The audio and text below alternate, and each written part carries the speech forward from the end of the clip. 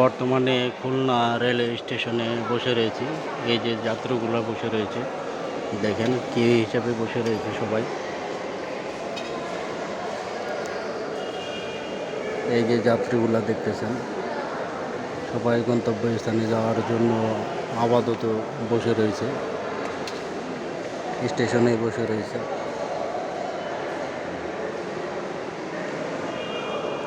Jessore railway station, এর পাশে হচ্ছে খুলনা রেলওয়ে স্টেশন।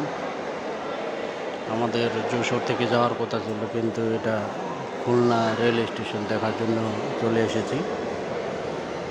এই যে দেখতেছেন, এটা হচ্ছে খুলনা রেলওয়ে স্টেশন।